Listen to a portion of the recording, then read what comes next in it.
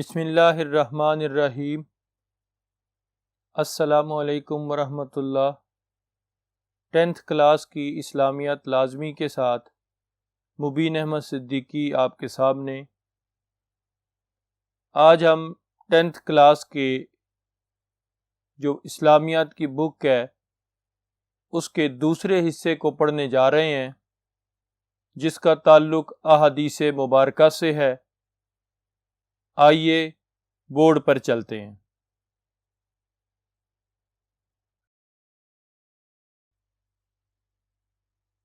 Students, ہم دیکھتے ہیں اگر بورڈ کی جانب تو احادیث مبارکہ کا دوسرا حصہ ہے ہمارے سامنے، اور حدیث نمبر 11 جو کہ 10th کلاس کی پہلی حدیث مبارکہ ہے، اب ہم اس کو پڑھنے جا رہے ہیں۔ بورڈ پر دیکھیے گا، الصلاۃ عماد الدین، نماز دین کا ستون ہے۔ عماد کہتے ہیں ستون کو، صلاۃ کہتے ہیں نماز کو۔ ومن اقامہا، جس نے اس کو قائم کیا یعنی نماز کو قائم کیا، فقد اقام الدین، تو بس اس نے دین کو قائم کیا۔ ومن ہدمہا، اور جس نے اسے گرا دیا، فقد ہدم الدین، تو گویا اس نے دین کو گرا دیا۔ یہ اس کا ترجمہ ہے۔ دوبارہ دیکھیے گا، نماز دین کا ستون ہے، جس نے اسے قائم کیا بس اس نے دین کو قائم کیا، اور جس نے اسے گرا دیا گویا اس نے دین کو گرا دیا۔ یہ اس کا بامحاورہ ترجمہ ہے جو سٹوڈنٹس آپ نے لکھنا ہوتا ہے جب آپ کو یہ حدیث پاک کا ترجمہ لکھنے کے لیے آتا ہے۔ اب چلتے ہیں اس کی تشریح کی جانب، ڈیٹیل کی جانب۔ اگر ہم اس کی تشریح میں بات کریں تو نماز سے مراد ایک ایسی عبادت ہے جو نبی کریم صلی اللہ تعالی علیہ وآلہ وسلم نے اپنی امت کو اللہ تعالی کی بندگی کے لیے سکھائی۔ عبادت کا وہ طریقہ جو نبی کریم صلی اللہ تعالی علیہ وسلم نے اپنی امت کو اللہ تعالی کی بندگی کے لیے سکھایا، نماز کہلاتا ہے۔ نماز کو ایک عمارت کے ستون سے تشبیہ دی گئی ہے۔ یہ بتایا گیا ہے کہ ایک عمارت ہے، وہ عمارت جب قائم ہوتی ہے تو اس کی چھت ستونوں پر اور دیواروں پر قائم ہوتی ہے۔ اسی طرح بتایا گیا کہ نماز جو ہے وہ دین کی عمارت کا ایک ستون ہے۔ اگر کسی عمارت کے کسی ستون کو گرا دیا جائے تو چھت قائم نہیں رہ سکتی، چھت گر جاتی ہے۔ بالکل اسی طرح انسان اگر دیکھے تو دین کی ایک عمارت ہے، اس کے 5 ستون ہیں، ان میں سے ایک ستون جو ہے وہ نماز ہے۔ نماز کے بارے میں قرآن مجید کے اندر اس کی فرضیت کا حکم آیا، فرمایا وَأَقِیمُوا الصَّلَاةَ، نماز کو قائم کرو، وَآتُوا الزَّکَاةَ، اور زکوٰۃ کو ادا کرو، وَارْکَعُوا مَعَ الرَّاکِعِینَ، اور رکوع کرنے والوں کے ساتھ رکوع کرو۔ ایک اور مقام پر اللہ تعالیٰ نے اسی بات کی وضاحت فرمائی ہے، فرمایا اللہ تعالیٰ نے مومنوں پر وقت مقررہ پر نماز کو فرض کیا ہے۔ تو یہ 2 آیات مبارکہ ہیں جس کے اندر یہ بات واضح ہو رہی ہے کہ نماز مومن پر فرض کی گئی ہے، مسلمان پر فرض کی گئی ہے۔ یہی بات نبی کریم علیہ السلام نے اس حدیث پاک میں بیان فرمائی ہے کہ نماز دین کا ستون ہے۔ اگر اسے قائم رکھیں گے دین کی عمارت قائم رہے گی، اور اگر اس کو گرا دیا جائے گا یعنی نماز کو چھوڑ دیا جائے گا، ترک کر دیا جائے گا، تو پھر دین کی عمارت بھی گر جائے گی۔ اگر احادیث میں دیکھیں تو بے شمار مقامات پر نبی کریم صلی اللہ تعالی علیہ وآلہ وسلم نے نماز کی اہمیت کو بیان فرمایا ہے۔ ایک حدیث پاک میں آتا ہے کہ نماز مومن کی معراج ہے۔ نماز کافر اور مسلمان کے درمیان فرق کرنے کا ایک ذریعہ ہے، ایک طریقہ ہے۔ فرمایا نبی کریم علیہ الصلوۃ والسلام نے کہ مومن اور کافر کے درمیان اگر کوئی چیز فرق کرتی ہے تو وہ نماز ہے۔ 5 مرتبہ کی نماز مسلمان پر فرض قرار دے گئی ہے، اور مؤذن 5 مرتبہ نماز کے لیے انسان کو پکارتا ہے، بلاتا ہے اللہ کی بارگاہ میں حاضری دینے کے لیے۔ اور اگر انسان اس بات کو سمجھے اور پھر اذان پر اللہ کی بارگاہ میں حاضری دے تو پھر یہ ایمان کی معراج ہے، مومن کی معراج ہے، اور انسان کے اس امتحان میں کامیابی کا ذریعہ ہے کہ 5 مرتبہ مؤذن بلا رہا ہے اور مومن جو ہے وہ اللہ کی بارگاہ میں حاضری دے رہا ہے۔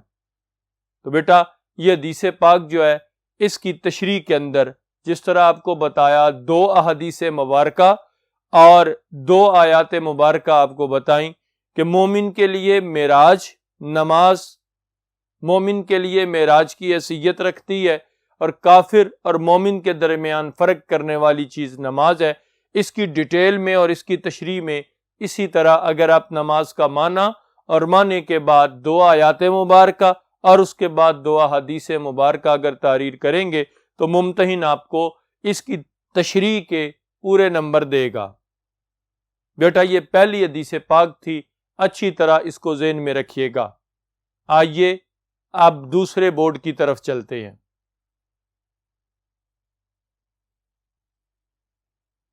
اسٹوڈینٹس اگر ہم دوسرے بورڈ کی طرف دیکھتے ہیں تو ہمیں حدیث نمبر 12 ملتی ہے جو کہ دوسری حدیث پاک ہے 10th کے سلیبس کی۔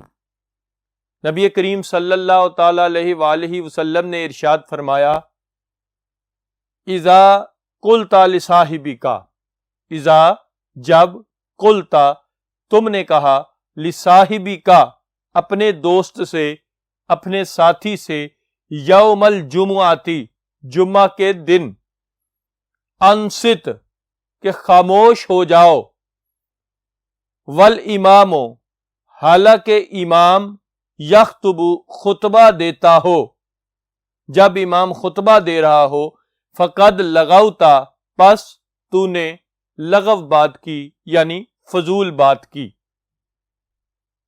اب اس کا ترجمہ میں کرنے لگا ہوں با محاورہ۔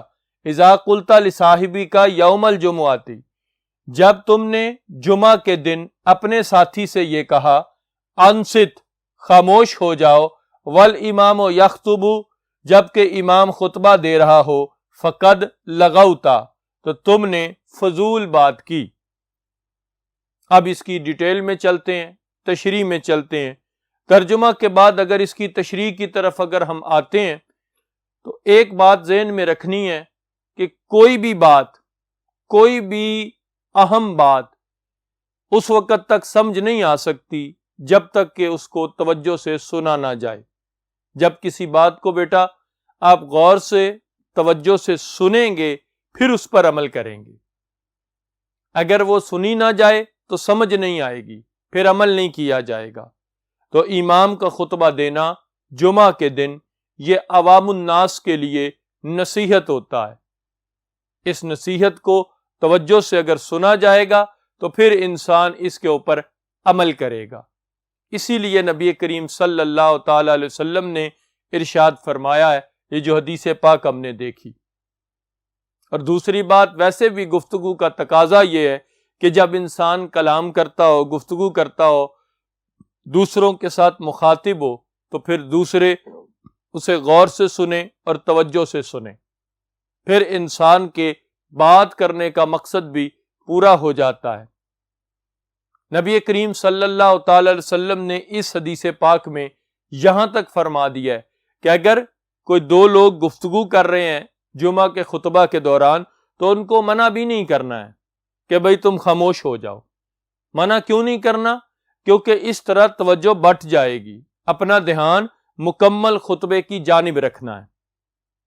اب اس کی ڈیٹیل میں ایک بات غور سے سماعت کیجئے گا، وہ یہ کہ جمعہ کے نماز کی 2 رکعتیں ہوتی ہیں جو امام امامت کرتا ہے، 2 فرض پڑھاتا ہے، اس سے پہلے جمعہ کا خطبہ ہوتا ہے۔ تو بیٹا یہ جو جمعہ کا خطبہ ہے یہ سننا ہر شخص کے لیے واجب ہوتا ہے۔ اسے واجب کا درجہ حاصل ہے۔ بعض لوگ دیکھا گیا مساجد میں آتے ہیں، آ کر امام خطبہ دے رہا ہوتا ہے، وہ اپنی سنتیں ادا کرنا شروع کر دیتے ہیں، خطبہ نہیں سنتے، تو اس طرح ان کی سنتیں ادا نہیں ہوتی، کیونکہ امام عربی میں خطبہ دے رہا ہے اور وہ عربی میں جو خطبہ دیا جا رہا ہے اس کو سننا واجب ہے۔ خود اندازہ لگائیں کہ اگر کسی نماز میں سے واجب چھوٹ جائے تو وہ نماز درست نہیں ہوتی۔ تو بیٹا جب جمعہ کی نماز کے لیے آئیں، امام خطبہ دے رہا ہو تو خاموشی سے خطبہ سنیں، اس کے بعد امام نماز پڑھائے، اس کے ساتھ نماز جمعہ ادا کریں، اور پھر وہ سنتیں اگر کسی دوست کی رہ گئیں جو لیٹ ہو گیا، پھر وہ بعد میں ادا کرے گا، دوران خطبہ ادا نہیں کرے گا، کیونکہ اگر دوران خطبہ وہ سنتیں ادا کرے گا تو یاد رکھیں وہ سنتیں نہیں ہوں گی، کیونکہ اس نے واجب کو چھوڑ دیا ہے۔ تو واجب ادا اس لیے نہیں ہوگا کیونکہ واجب وہ چھوڑ کر سنتیں پڑھ رہا ہے، سنتیں اس لیے نہیں ہوں گی کیونکہ وہ واجب کو چھوڑ چکا ہے، کیونکہ واجب سنت سے افضل ہوتا ہے۔ اس مسئلے کو یاد رکھیے گا، کیونکہ اکثر اسٹوڈنٹس کو، لوگوں کو اس مسئلے کا علم نہیں ہوتا، تو جس کی وجہ سے وہ اپنی نمازوں میں خرابی پیدا کرتے ہیں۔ جب سنتیں پڑھنے سے بھی منع فرما دیا کہ جب امام خطبہ دے رہا ہو، تو پھر اندازہ لگا لیں کہ امام کے خطبے کو سننا کتنی اہمیت رکھتا ہے۔ اور آخر میں ایک بات اور آپ سے کر دوں، وہ یہ کہ ظہر کی نماز کے 4 فرض ہوتے ہیں اور جمعہ کی نماز کے 2 فرض ہوتے ہیں۔ بیٹا ظہر کی نماز کے 4 فرض ہیں اور جمعہ کی نماز کے 2 فرض ہیں اور 2 خطبے ہیں۔ جب انسان امام کے ساتھ 2 فرض ادا کرتا ہے، اس کو ظہر کے 2 فرضوں کے ادا کرنے کا بھی اجر ملتا ہے اور وہ ادا ہو جاتے ہیں۔ جب انسان 2 خطبے خاموشی سے سنتا ہے تو اس کو بقیہ 2 فرض جو ظہر کے 4 فرض تھے، اس میں سے بقیہ 2 فرض کا اجر و ثواب بھی ملتا ہے۔ اس لیے میرا بیٹا ساری زندگی اس مسئلے کو یاد بھی رکھیے گا۔ یہ اس کی تشریح میں نے اس لیے بتا دیا تاکہ جو دوست بھی اس لیکچر کو سنیں وہ مسائل سے بھی آگاہ ہو جائے۔